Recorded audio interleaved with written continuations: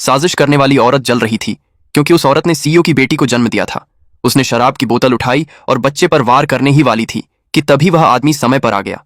उसने उन्हें बचा लिया और फिर ठंडी नजर से पूछा, तुम क्या कर रही हो? उसकी आवाज ने पूरे कमरे को जड़ कर दिया। साजिश करने वाली के साथ आई औरतें डर के मारे जम गईं। तभी छोटी लड़की बोली, उन्होंने मेरी मां को सताया है, कृपया उसकी रक्षा कीजिए। आदमी की आंखें गहरी हो गईं। उसने उनमें से दो को बिना दया के थप्पड़ मारा। कैसे हिम्मत हुई तुम्हारी? उसने दहाड़ लगाई। लेकिन साजिश करने वाली ने सफाई देनी शुरू की।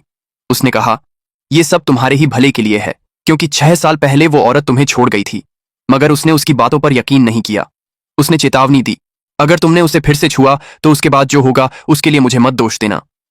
जैसे ही माहौल थोड़ा शांत होता नजर आया, लड़की फूट फूट कर रोने लगी।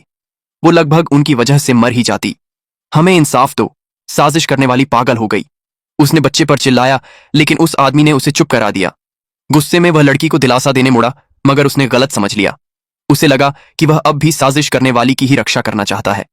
उसे यह नहीं पता था कि उस औरत ने झूठी पहचान बनाई हुई थी।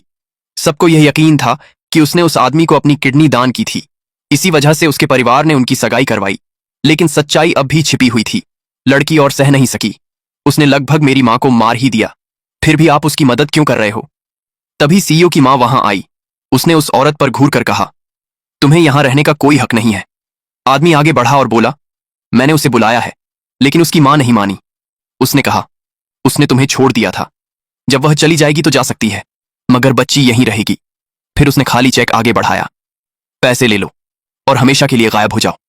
साजिश करने वाली ने ताने मारते हुए कहा, जब मैं उससे शादी कर लूंगी तो तुम दोनों से निपट लूंगी। लड़की का दिल टूट गया। उसने उस आदमी की तरफ मुड़कर कहा, अगर आप मेरी मां को स्वीकार नहीं करेंगे तो आपको मेरी भी जरूरत नहीं है। वीडियो पसंद आई हो तो लाइक करें और चैनल को सब्सक्राइब करें।